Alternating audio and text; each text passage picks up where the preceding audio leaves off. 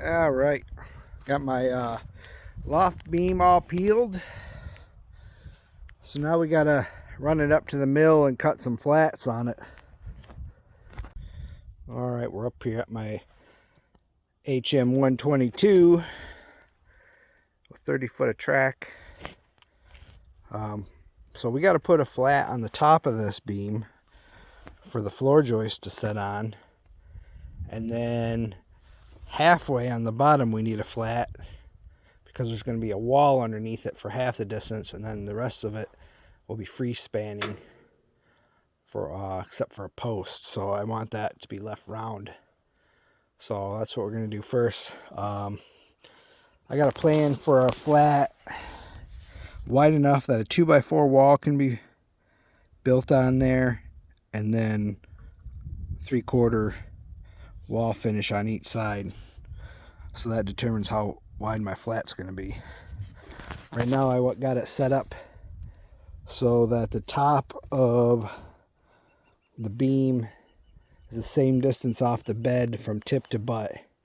And when you're milling a log this long for a beam, it's always a good idea to, before you take the weight all the way off it, put a shim in the middle to take the flex out of it.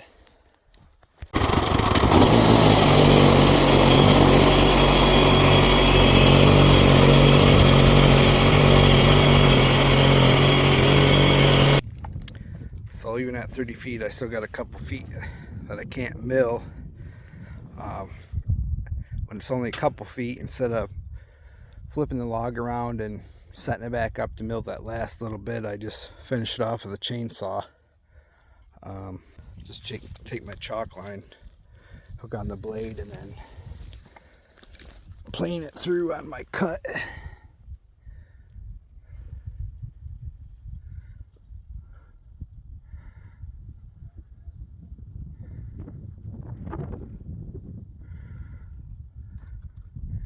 And I'll snap that and do the other side and then zip it off.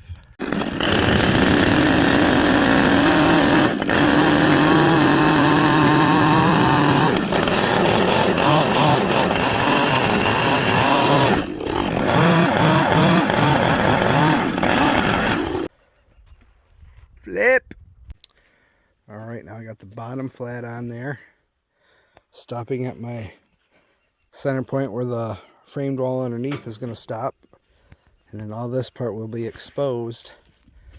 Since I had the bottom flat on there, I could have just flipped it down, put that flat right on the bed, but I didn't want to take a bunch off the butt to keep the same dimension all the way across.